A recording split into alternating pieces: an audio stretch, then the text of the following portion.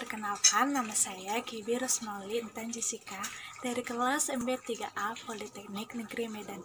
Di kesempatan kali ini, saya akan bahas sebuah tema yang kita temui di kehidupan sehari-hari, yaitu tentang permintaan dan penawaran, atau biasa disebut sebagai demand dan supply.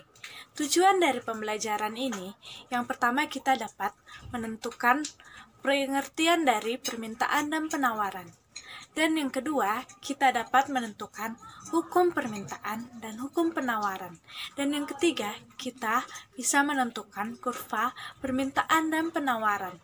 Dan yang keempat, terakhir, faktor-faktor yang mempengaruhi permintaan dan penawaran. Tahukah kamu bahwa suatu barang dan jasa terbentuk dari proses permintaan dan penawaran? Lalu, apa pengertian permintaan dan penawaran itu? Secara umum, permintaan adalah keinginan yang disertai oleh kemampuan untuk membeli barang dan jasa pada tingkat harga dan waktu tertentu. Sedangkan penawaran adalah barang dan jasa yang tersedia dan dapat ditawarkan oleh produsen kepada konsumen pada tingkat harga dan waktu tertentu. Hukum permintaan dan penawaran. Bagaimanakah itu?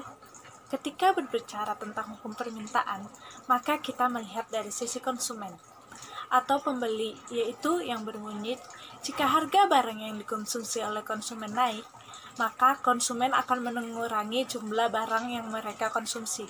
Begitupun sebaliknya, jika harga barang yang dikonsumsi mengalami penurunan, maka konsumen akan menambah jumlah barang yang dikonsumsi.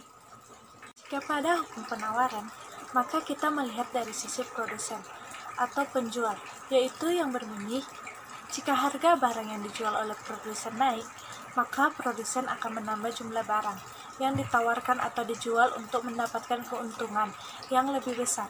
Begitupun sebaliknya, jika harga barang yang dijual menurun, maka seorang produsen akan mengurangi jumlah barang yang kita jual untuk menekan kerugian yang semakin besar. Kurva permintaan dan penawaran. Untuk menggambarkan kurva permintaan dan kurva penawaran berikut, ditampilkan sebuah kurva. Yang pertama yaitu kurva permintaan bergerak dari kiri atas ke kanan bawah. Sebagai contoh berikut.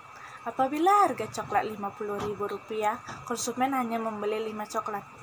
Namun, jika harga turun menjadi Rp25.000, permintaan akan naik menjadi 10 coklat.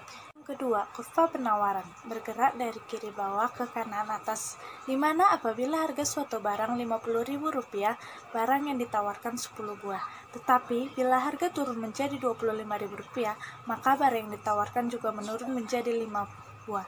Nah, titik pertemuan antara kurva permintaan, harga keseimbangan atau equilibrium price, di mana harga dan jumlah barang yang diminta oleh konsumen sama dengan harga dan jumlah barang yang ditawarkan oleh produsen. Faktor-faktor yang mempengaruhi permintaan dan penawaran. Yang pertama, permintaan, yaitu 1. Jumlah pendapatan berkorelasi positif dengan permintaan. Artinya, semakin tinggi pendapatan, maka semakin tinggi pula permintaan terhadap barang dan jasa. Yang kedua, harga barang komplementer dan substitusi. Sebagai contoh, susu dan sereal adalah barang komplementer. Apabila harga susu naik, maka permintaan susu akan turun. Begitu pula dengan permintaan sereal. 3. Jumlah penduduk atau konsumen. Semakin tinggi jumlah konsumen, maka semakin tinggi pula permintaan.